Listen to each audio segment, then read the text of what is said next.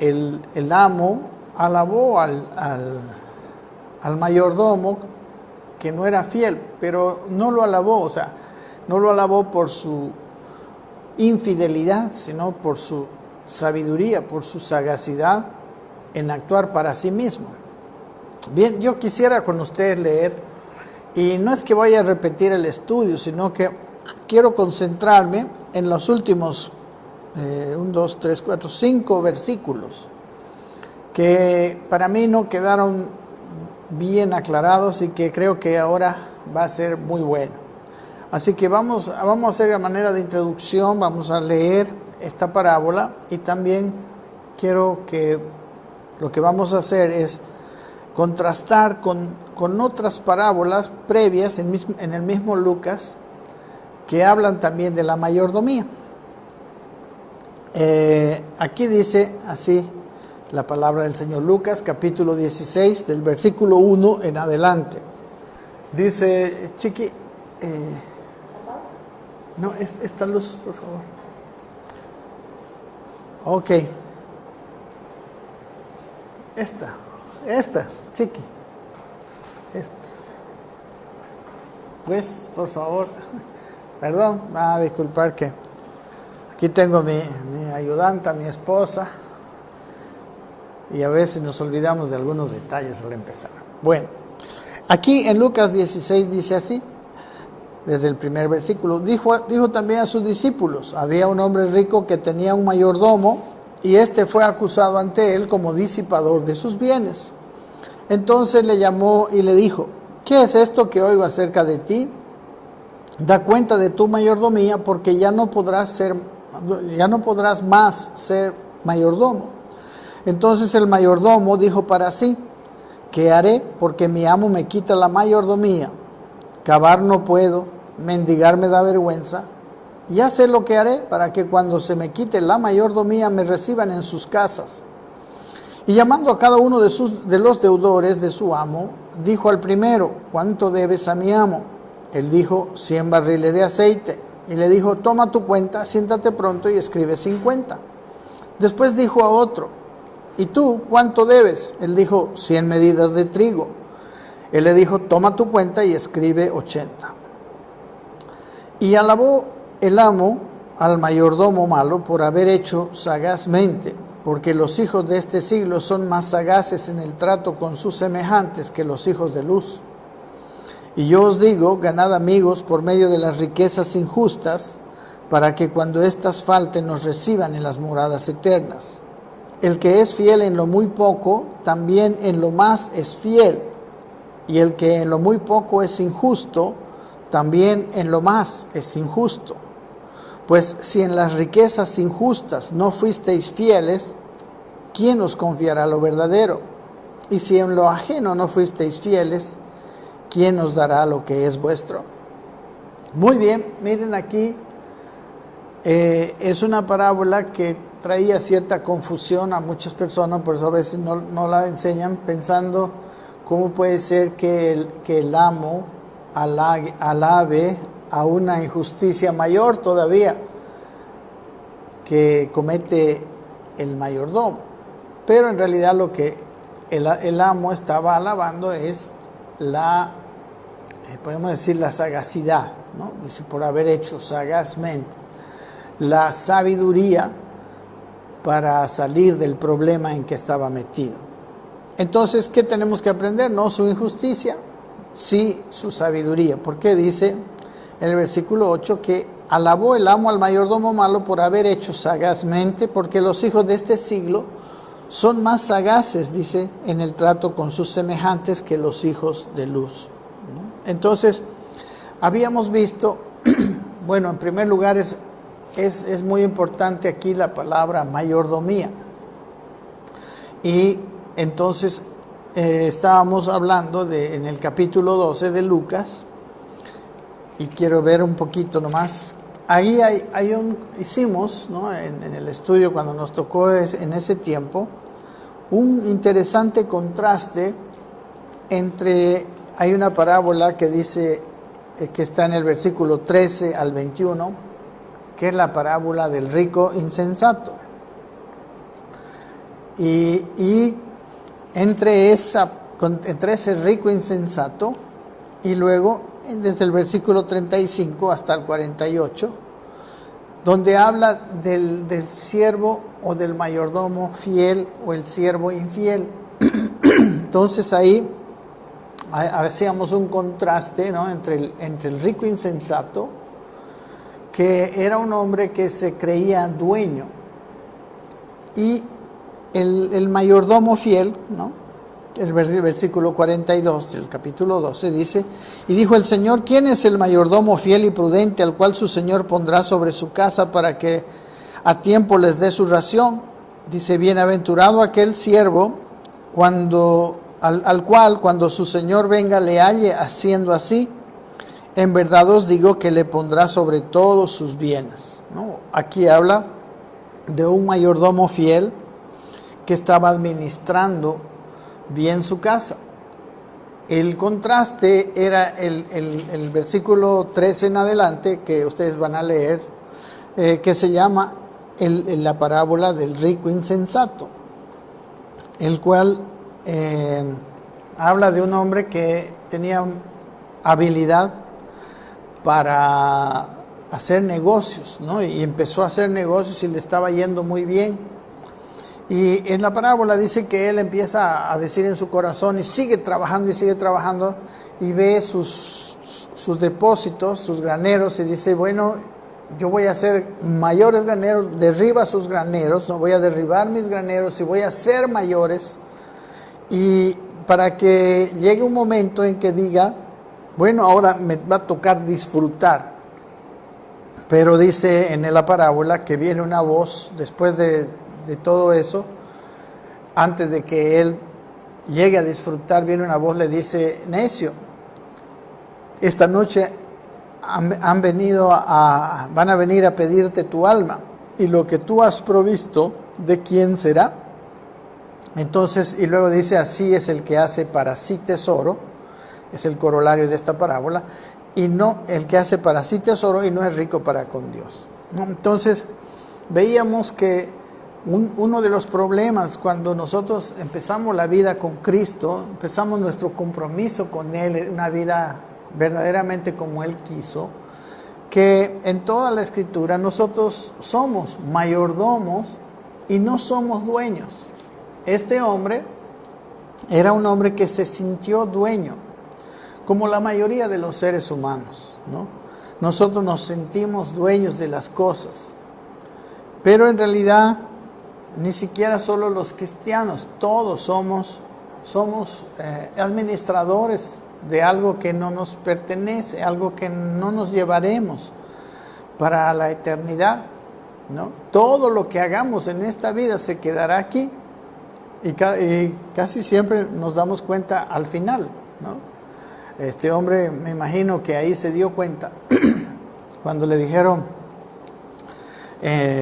vino la voz, dice: pero Dios le dijo: necio, esta noche vienen a pedirte tu alma, y lo que has provisto, ¿de quién será? ¿No? O sea, ya no era suyo. O sea, todo lo que logró le iba a pertenecer, le iba a tocar a otra persona. Y así es todo lo que nosotros tenemos en esta vida. Así que en realidad todos somos mayordomos, pero los cristianos tenemos incluso mayores cosas que administrar, porque no solamente son las cosas materiales, sino también las cosas espirituales. Pero bueno, en esta parábola del capítulo, y hay un detalle muy importante que yo quería leer, y es que antes de empezar la descripción del siervo fiel, dice Jesús este versículo 35 del capítulo 12. Dice: estén ceñidos vuestros lomos y vuestras lámparas encendidas, ¿no? Y ahí hace una parábola. Pero esto es algo que es muy importante en todo lo que vamos a ver. ¿Qué quiere decir que nuestros lomos estén ceñidos? Quiere decir, o sea, cuando el cinturón está bien puesto, quiere decir que nosotros estamos con esa actitud de obedecer a Dios. Y nuestras lámparas encendidas, ¿no? Cuando estamos llenos del Espíritu Santo, escuchando a Dios, entendiendo a Dios, listos para hacer su voluntad. Entonces, estas son las características de un buen mayordomo. A un buen mayordomo, una persona que va a ser, que yo contrataría, ¿no? Como administrador de mis cosas, me gustaría que tenga su lámpara encendida. En otras palabras, que él entendiera siempre las instrucciones que le doy. Y número 2, que tenga sus lomos ceñidos, que quiere decir que él esté siempre listo para hacer lo que yo le digo, ¿no? Entonces, esas son las dos características principales de un mayordomo fiel. En este capítulo 16, bueno, ahora sí, en este capítulo 16, entonces, el mayordomo lo pescaron en una situación difícil, lo pillaron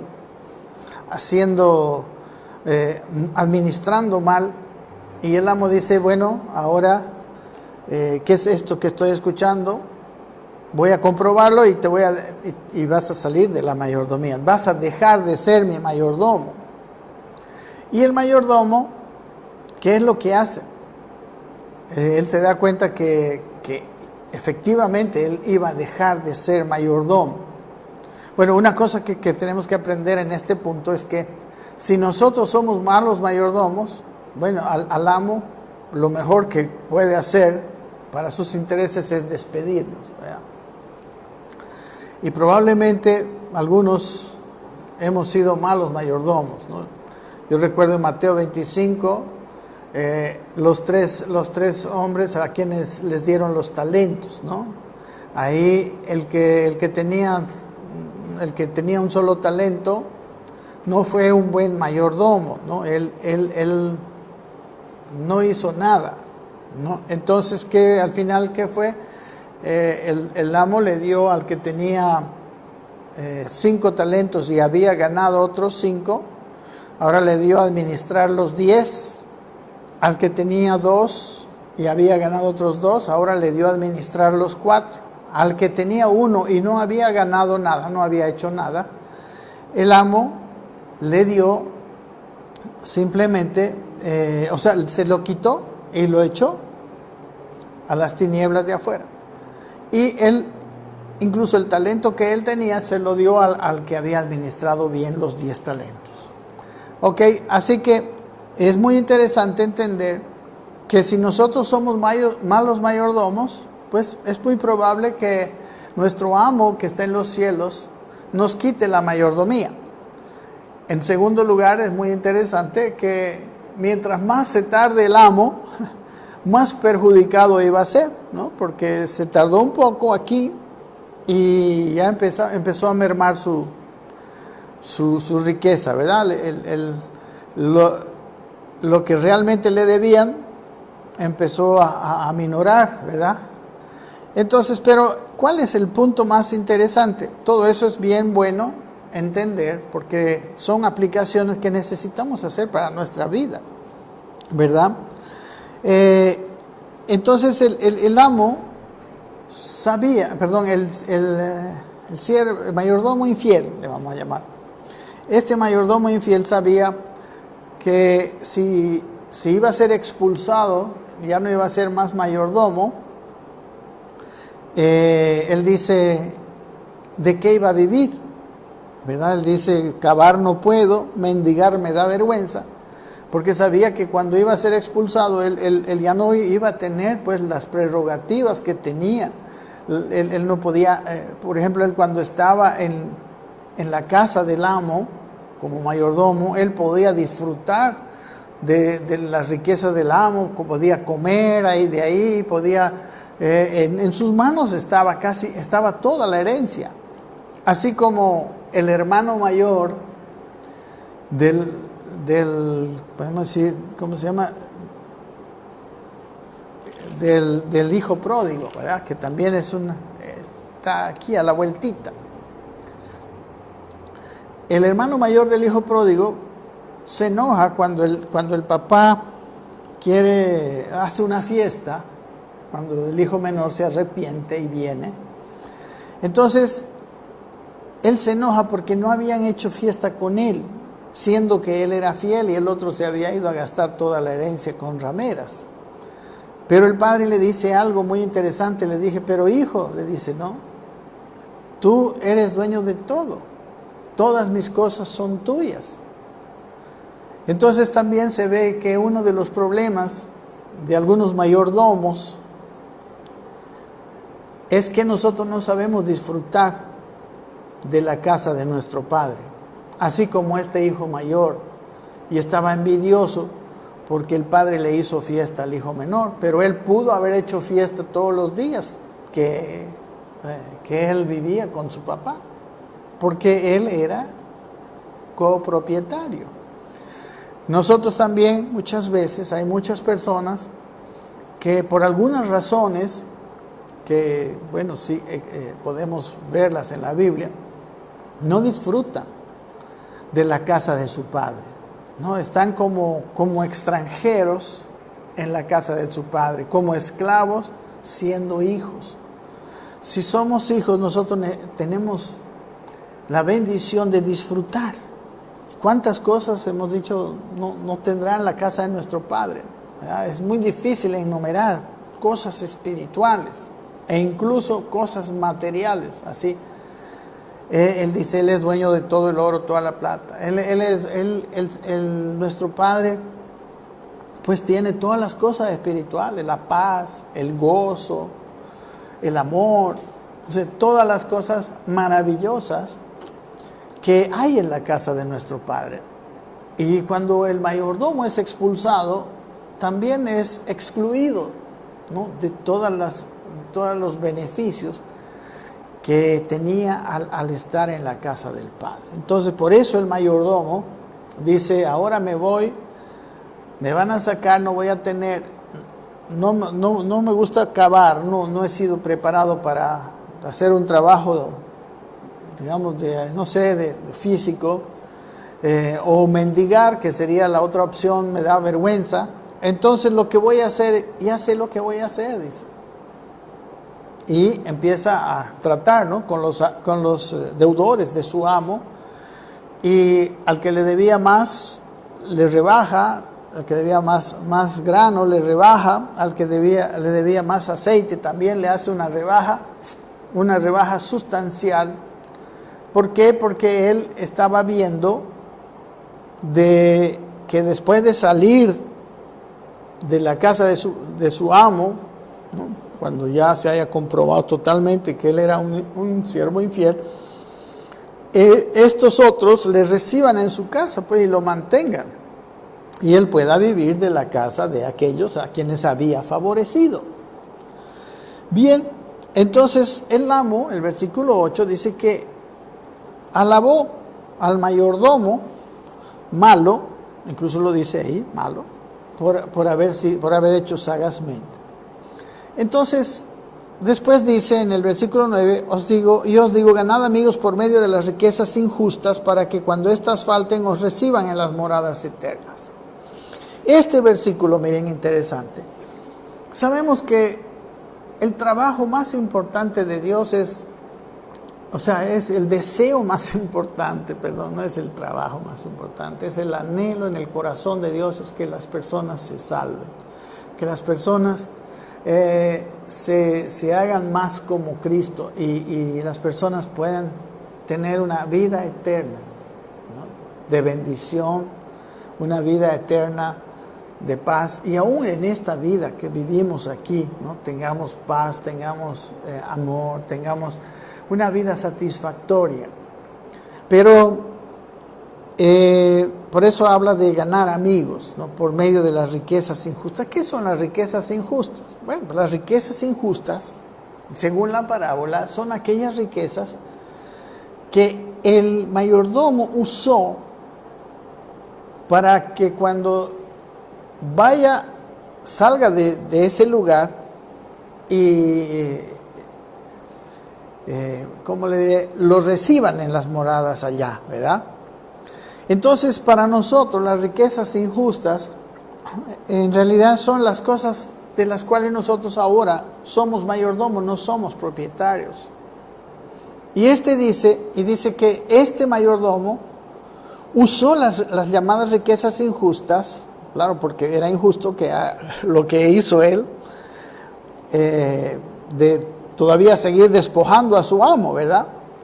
Esas riquezas llamadas injustas le sirvieran para al salir de su mayordomía ser recibido en el otro lugar. Entonces ahora nosotros, que somos los mayordomos de Dios,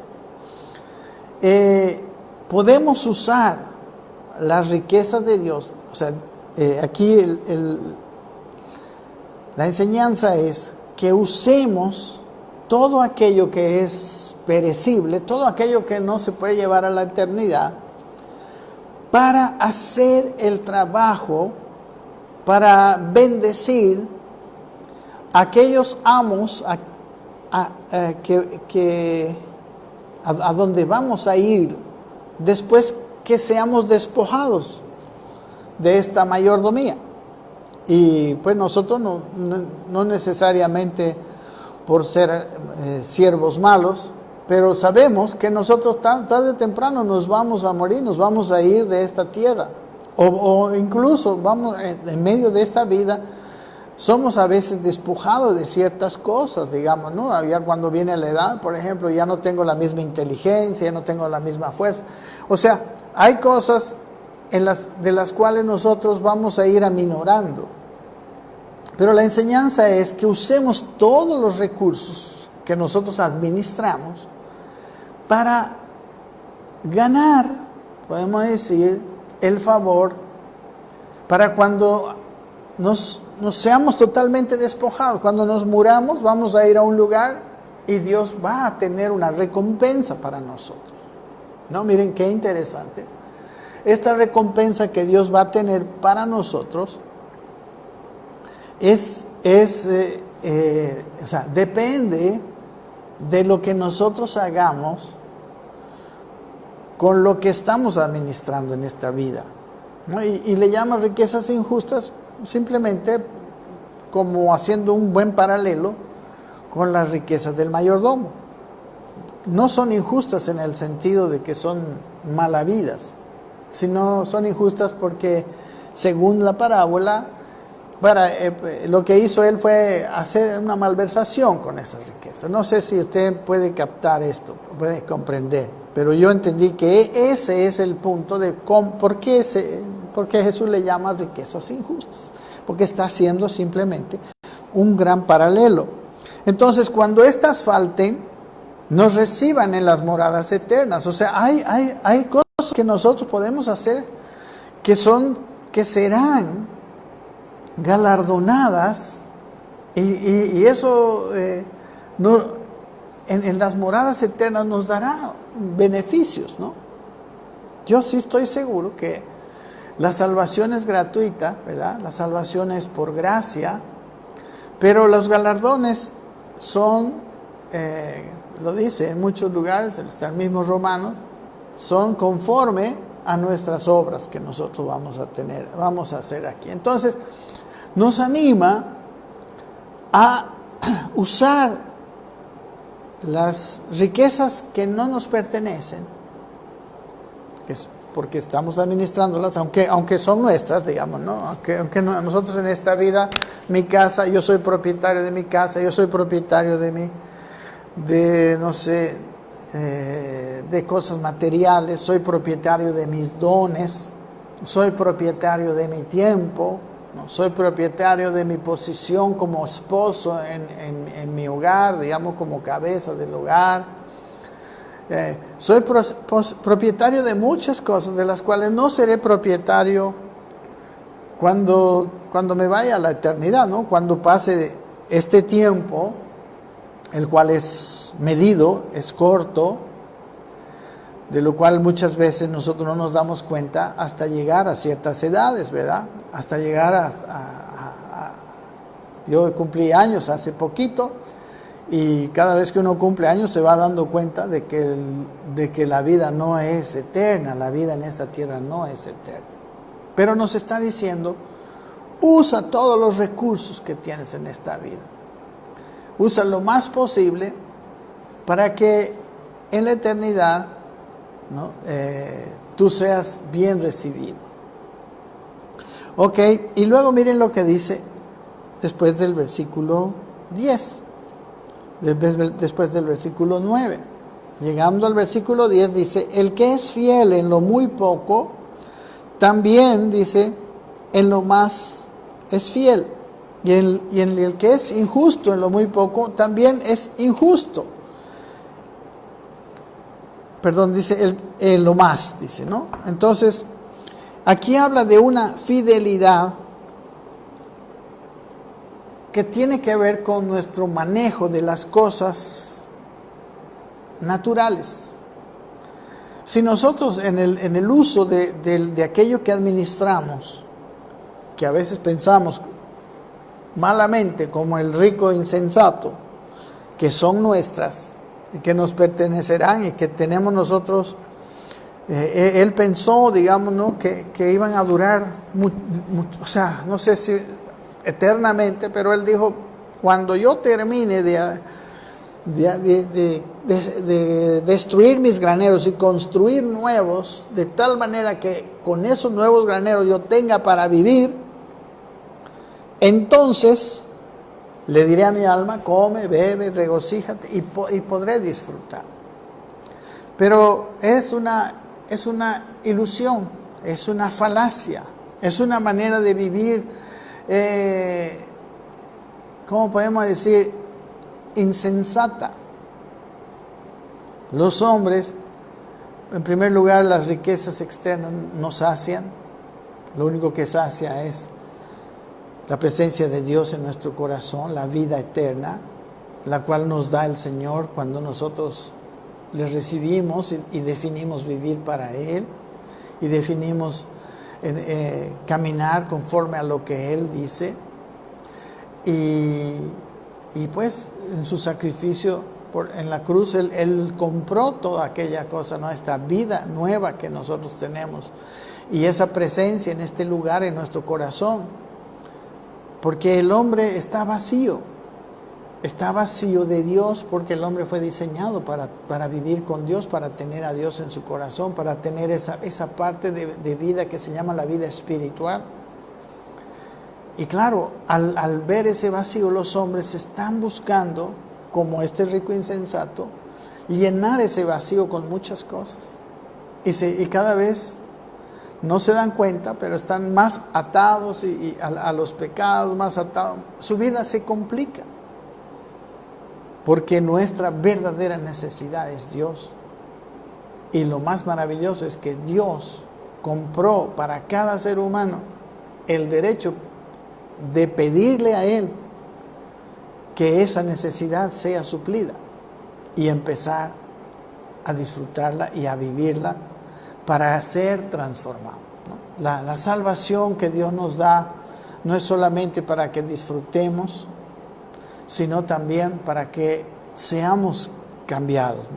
El perdón de nuestros pecados no solamente es de los pecados que hemos hecho y que hemos cometido, sino el perdón de nuestro pecado en realidad viene para sanar nuestra naturaleza pecaminosa. El perdón de nuestros pecados tiene como propósito sanar el origen de esos pecados.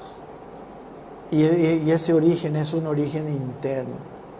O sea, nos da la vida eterna y nos va transformando hasta que nosotros lleguemos, como dice la Biblia, a la medida de la estatura de la plenitud de Cristo. Por eso, ahora, dice aquí esta palabra, no sé cómo nos fuimos un poquito del tema, pero el que es fiel en lo muy poco, en lo más también es fiel.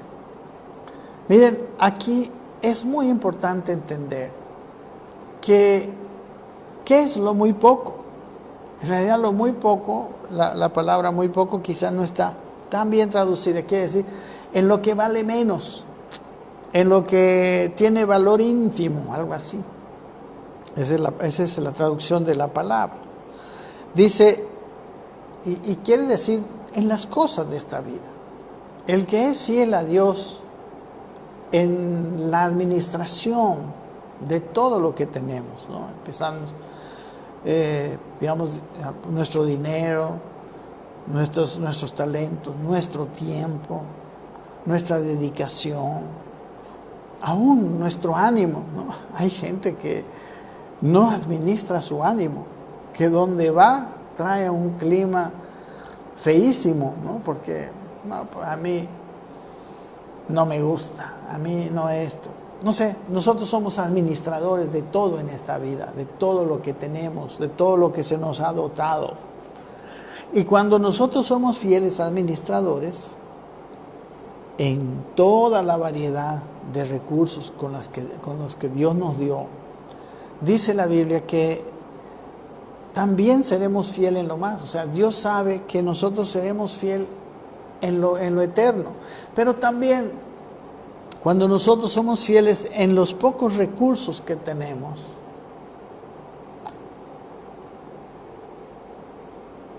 cuando Dios nos dota, o sea, cuando una persona es fiel en lo poco, hay otro versículo en otro lugar que habla más o menos lo mismo, dice, al que es fiel en lo poco, sobre mucho le pondré. Es una cuestión lógica. Si yo tengo un buen administrador y él está administrando bien en un cargo muy pequeño, supongamos yo soy dueño de una gran empresa, y él está en un departamento chiquito, pero lo está haciendo bien, ¿qué es lo que voy a hacer yo? Lo voy a promover a otro cargo mayor. ¿Por qué? Porque vi su fidelidad en este lugar.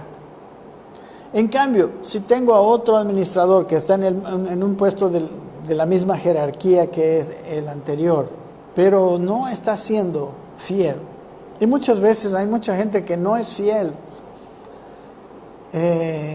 porque dice, yo no tengo nada, no hago nada, tengo muy poco. Pues es infiel ahí, entonces es imposible que yo lo promueva. Yo estaría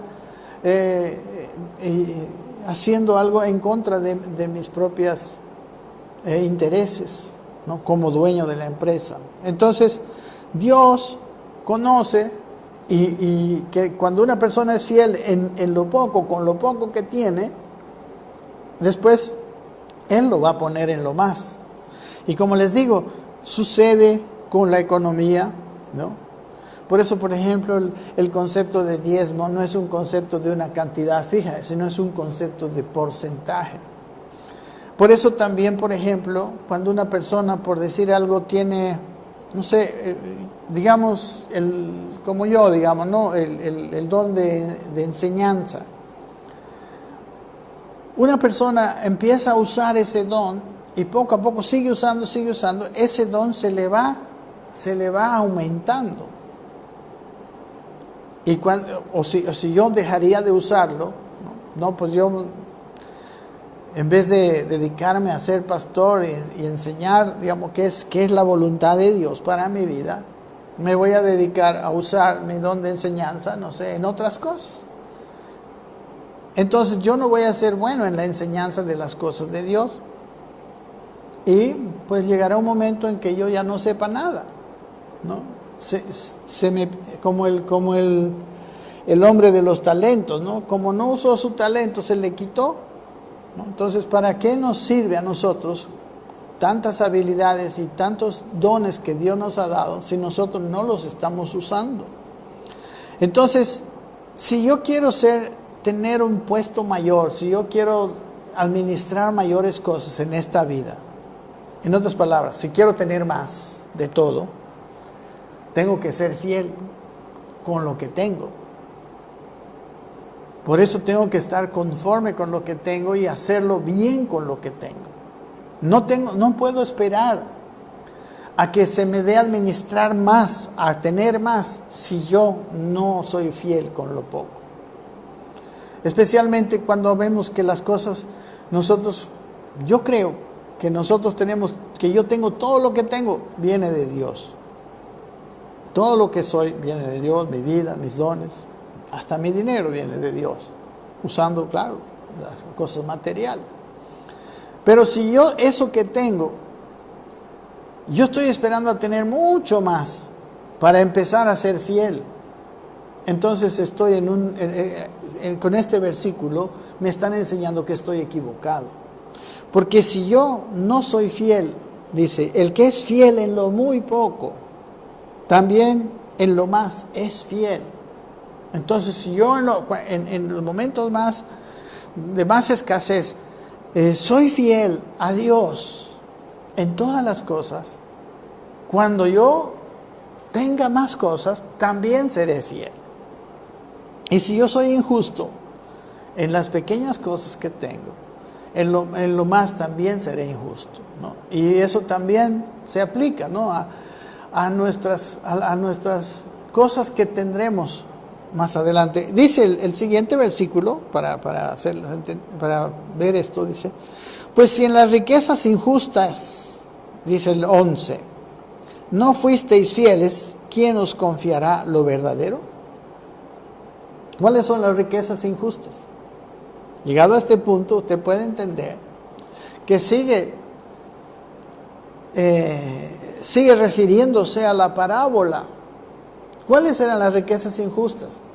Las que él usó,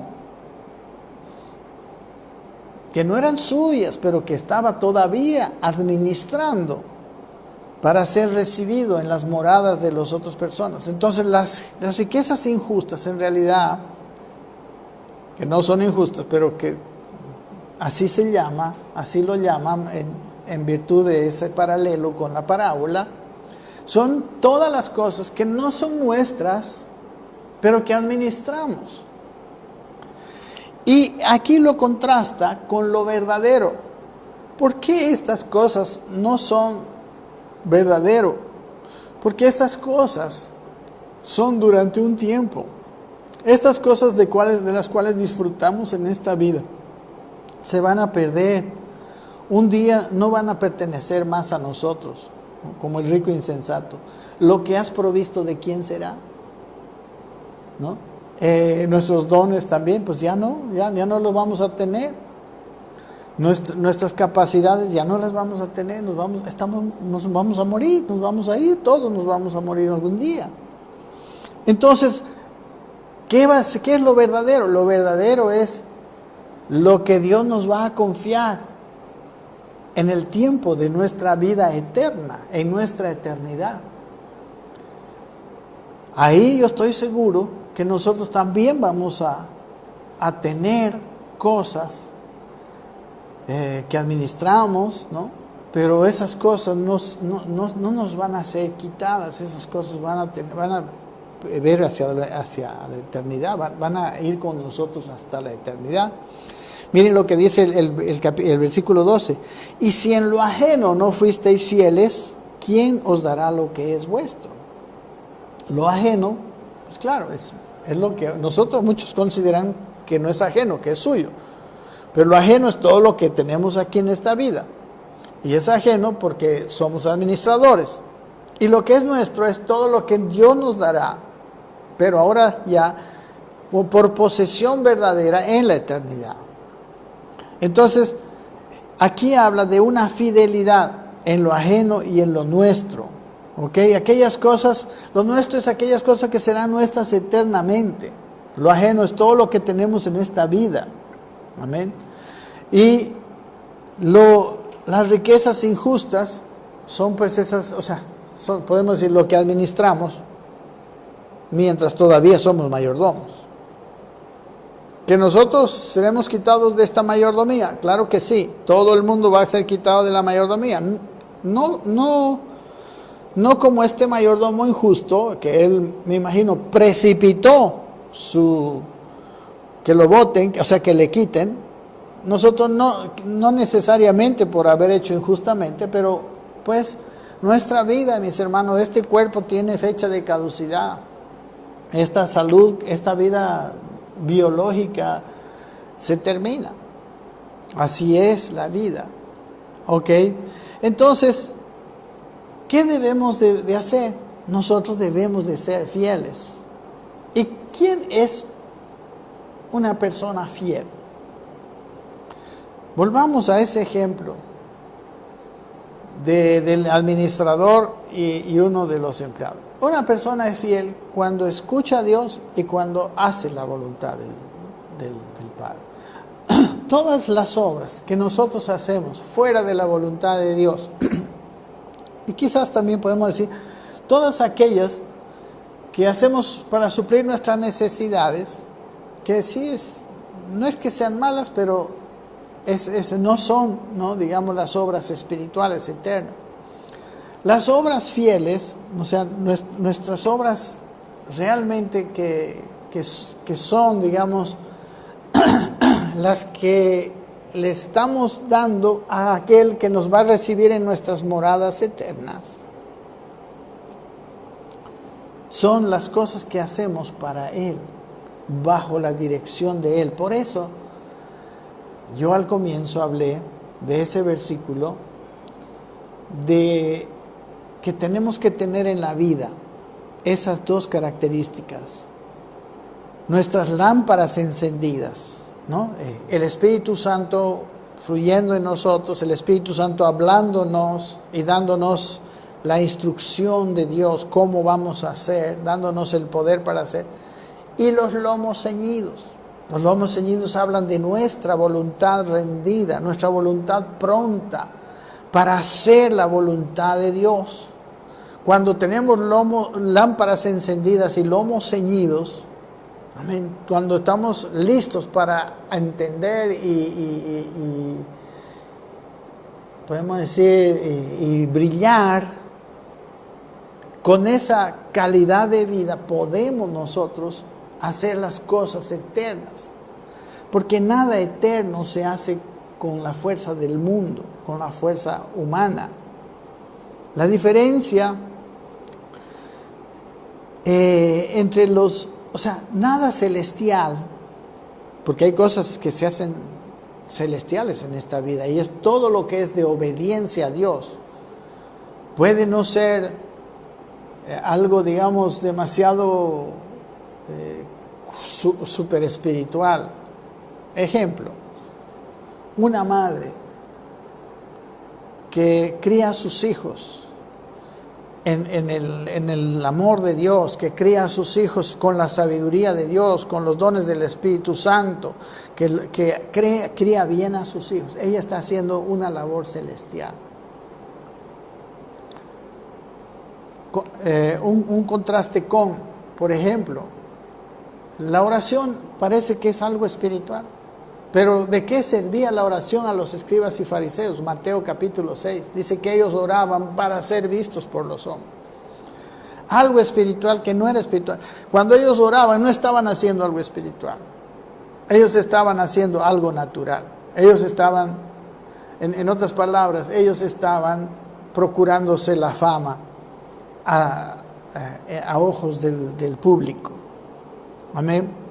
En Mateo 25, cuando hemos hablado de la parábola de los talentos, previa a esta parábola hay otra parábola que se llama la parábola de las 10 vírgenes. Y en esta parábola el tema es el que las 10 vírgenes tengan aceite de sobra, aceite extra, para que sus lámparas estén alumbrando. Y como hemos dicho, nuestras lámparas encendidas nos harán trabajar para Dios, harán que nuestro desempeño en todas las obras que estamos haciendo sean celestiales. O sea, es un asunto interno, es un asunto de corazón.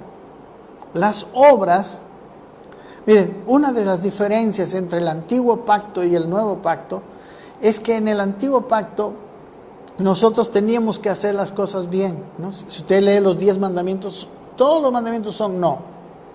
No tendrás dioses ajenos delante de mí, no tomarás el nombre de Dios en vano, no matarás, no hurtarás, ¿no? La mayoría de estos mandamientos son no, y son acciones, cosas que yo no debo hacer. Y obviamente en este nuevo pacto nosotros también tenemos que seguir esos mandamientos porque son la ley de Dios. Pero en este nuevo mandamiento hay algo más allá todavía. En este nuevo mandamiento no solo se califica lo que hago, sino la intención de lo que hago, la procedencia, de dónde procede lo que hago. Yo puedo dar como los fariseos, hacer tocar trompeta y dar para ser visto por los hombres, o puedo dar por amor. Entonces eso en este nuevo pacto hace toda la diferencia. Y realmente esto hace toda la diferencia. Por ejemplo, 1 Corintios 13 dice que si nosotros hacemos cualquier cosa usando los dones espirituales, dando nuestro cuerpo para ser quemado, pero si no es por amor, de nada nos sirve. El amor es lo que hace que nuestras acciones pasen de ser acciones terrenales para nosotros nomás, así como el que tenía un solo talento, no es que no trabajó, no es que no se mantuvo, él trabajó, se mantuvo a su familia, para él trabajó, como el rico insensato, pero no hizo nada para Dios. El talento que era de Dios no lo multiplicó. Entonces así pasa. Es más, las cosas espirituales, por ejemplo en Apocalipsis en el capítulo 2, el Espíritu Santo le habla a la iglesia de Éfeso. ¿Y la iglesia de Éfeso qué estaba haciendo? La obra de Dios. Estaban trabajando duramente, habían sufrido incluso por el nombre del Señor, habían tenido discernimiento, pero ¿qué era el reclamo de Dios? No lo estaban haciendo por amor. La procedencia ahora de su actuar ya no era como al comienzo. Ahora parece que era una rutina, se habían acostumbrado, no sé. Y ellos ya sus acciones, que parecían tan deseables, cualquier iglesia que tuviera las acciones de la iglesia de Éfeso en Apocalipsis 2, los primeros versículos, ahorita sería una iglesia orgullosa. Nosotros somos una iglesia militante. Pero ¿cuál era el problema? ¿Qué es lo que Dios mira? ¿Sabe qué? Dios mira el corazón. Así como cuando Samuel fue a ungir a David, al primero que trajo Isaí de sus hijos, el hijo mayor, wow, lo vio así guapo, grandote, dijo, este es el que va a ser rey de Israel. Y Dios le dice, no mires lo alto de su estatura, no mires lo que ven tus ojos, le dice, porque Dios no mira lo que miran los ojos del hombre, Dios mira el corazón. Y precisamente el más chico, el que ni siquiera había entrado en el ejército, sino que era el pastorcito de las ovejas, él fue ungido rey, porque Dios mira el corazón. Nuestras obras, mis queridos hermanos, no basta con hacer buenas obras. Las buenas obras tienen que tener una procedencia divina. Por eso es necesario siempre estar con lámparas encendidas y lomos ceñidos. Las lámparas encendidas. Toda obra para Dios es una obra que procede de Dios. Por eso en Efesios 2:10 dice que nosotros somos hechura suya, creados en Cristo Jesús para buenas obras. En el capítulo 15 de Juan habla de la vid y los pámpanos. ¿Y cuál es el secreto de dar fruto? El secreto de dar fruto es estar en la vid, y la vid es Él, y nosotros somos los pámpanos. Si estamos unidos a la vid, entonces daremos fruto. O sea, todo nuestro fruto es procedente de una unión con Él. Todas las demás obras, o sea, ahí en Juan 15 dice que separados de mí, dice, nada podréis hacer. ¿Qué está diciendo? Que separados de Él. O sea, hay mucha gente que está separada de Dios y está haciendo muchas cosas. Sí, pero estas cosas no son las cosas que nosotros vamos a hacer para que nos reciban en las moradas eternas. Estas cosas son cosas naturales y no tienen recompensa celestial, por muy buenas que parezcan, por muy buena intención que tengan. Todo lo que realmente viene a ser obra divina procede de Dios. Procede de Dios. Amén. Jesús mismo. Miren, tengo un versículo, pero tengo varios versículos. Uno en Juan, en el Evangelio de Juan, capítulo 5, versículo 30. Miren lo que dice Jesús. Dice, no puedo yo hacer nada por mí mismo. O sea, nada puedo hacer de mi propia iniciativa. Eso es lo que está diciendo. Según oigo, así juzgo, y mi juicio es justo porque no busco mi voluntad, sino la voluntad del que me envió, la del Padre. Para él todo lo que era fuera de la voluntad era nada. Así como en Juan 15, que dice, separados de mí, nada podéis hacer. ¿Cómo es eso? No, pues si puedo hacer muchísimas cosas separado de Dios, claro, sí se puede, pero nada celestial, nada para que me reciban en las moradas eternas, nada que tiene recompensa celestial, nada que haga obra espiritual, obra verdadera espiritual. La obra verdadera espiritual que nosotros podemos hacer es algo que proviene precisamente de lo que tenemos de Dios en nosotros. Amén. Por eso también en Mateo capítulo 7, versículo 21 en adelante, ahí dice Jesús, no todo el que me dice Señor, Señor entrará en el reino de los cielos, sino los que hagan la voluntad de mi Padre que está en los cielos. Y dice, muchos me dirán en aquel día, Señor, Señor, ¿no profetizamos en tu nombre y en tu nombre echamos fuera demonios y en tu nombre hicimos muchos milagros?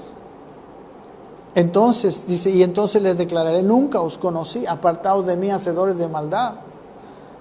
Ellos estaban haciendo cosas en el nombre de Jesús, pero no estaban haciendo esas cosas en la voluntad de Jesús, porque la palabra, el versículo 21 dice, no el que me diga Señor, sino el que haga la voluntad de mi Padre. Incluso ellos estaban haciendo cosas buenas, incluso estaban haciendo cosas con el poder de Dios, porque ¿cómo se puede hacer milagros? Porque cuando Dios nos da a administrar cosas, nosotros somos verdaderos administradores de esas cosas. Pero el administrador fiel es el que las administra bajo las instrucciones del amo. Y él dice, nunca os conocí. O sea, nunca me escucharon, nunca tuve cómo charlar con usted, no los conocí. ¿Cómo estuvieron haciendo si yo nunca les di instrucciones siquiera? Aunque la palabra conocer, ustedes saben, desde el Antiguo Testamento es la palabra intimidad. Y eso habla de las lámparas encendidas.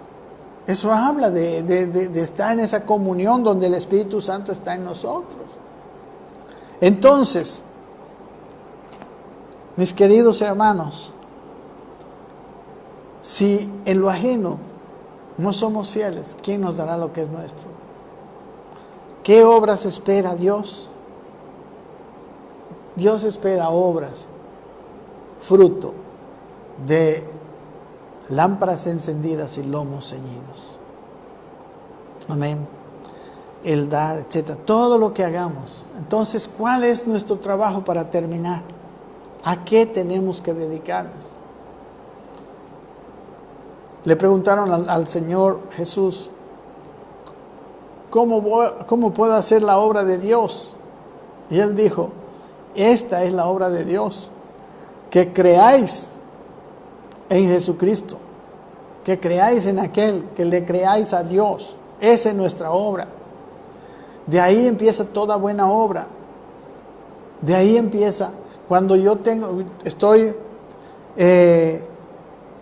cuidando de tener aceite en mi lámpara todo el tiempo, cuidando de que esté con la decisión todo el tiempo de obedecer la voluntad de Dios, que esos son mis lomos ceñidos. Entonces las obras que yo haré en este tiempo serán obras celestiales, serán aquellas que nos van que van a acumularse en las moradas eternas. Si no, vamos a hacer como le dice Pablo a los corintios, que hacían los siervos, que hacían los ministros. Él dice, yo planté, Apolo regó, el crecimiento lo va a Dios. Dice, les voy a... No hacemos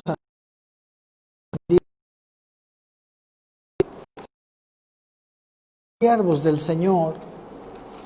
Nos puede pasar como aquí, como lo que pasó con algunos en 1 Corintios capítulo 3.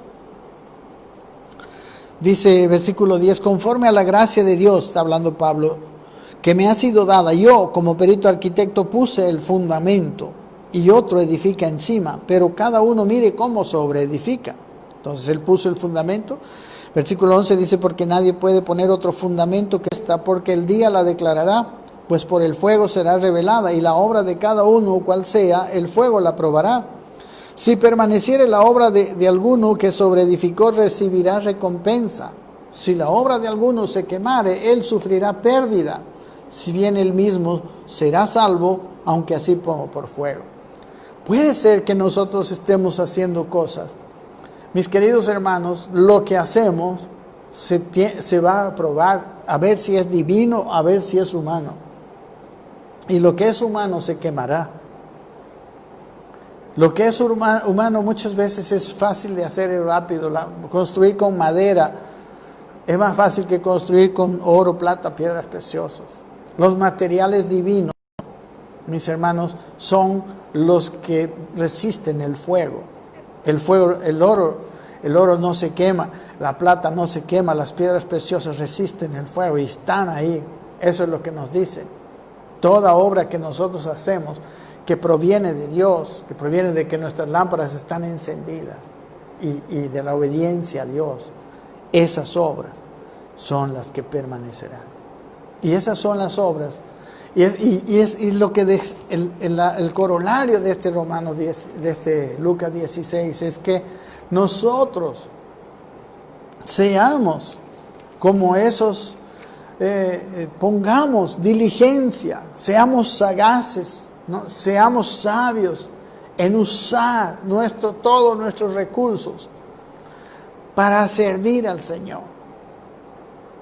Amén. Dios en algunas cosas nos ha dado instrucciones específicas, en otras y en la mayoría Él nos da instrucciones a tiempo real, pero necesitamos tener lámparas encendidas, oídos abiertos, corazón puro. Dice, bienaventurados los de corazón limpio, porque ellos verán a Dios. Amén. Que Dios les bendiga. Espero que esta mañana esta palabra les haya bendecido. Sé que hay muchas cosas abiertas en esta palabra. Si usted no es un estudioso de la Biblia, quizás va a tener que estudiar muchas cositas, ¿no? Porque yo hablé de parábolas, hablé de otros pasajes de la Biblia. Y quizás es para, más que nada para quienes han estado, ¿no? en cierta manera estudiando la Biblia. Pero todos pueden conocerlo si tienen esa diligencia de agarrar su Biblia y ponerse a ver, ¿no? estos pasajes y esta palabra, que yo creo que es sumamente importante. Por eso el corazón es importante. Por eso el Señor dijo en Proverbios, y con esto termino, sobre toda cosa guardada, guarda tu corazón, porque de él mana la vida. De todo lo que tenemos que cuidar es nuestro corazón. Bueno, mis amados, un abrazo. Que Dios haga de ustedes fieles mayordomos y que acumulemos, ¿no? esas riquezas eternas en las moradas eternas. Que como el siervo infiel fue recibido en las otras casas, así nosotros seamos recibidos en las moradas eternas. Él, haciendo un uso sabio de lo que no era suyo, nosotros también, haciendo un uso sabio de lo que tampoco es nuestro, administramos. Él injustamente, pero nosotros justamente. Un abrazo, que Dios me lo bendiga. Amén.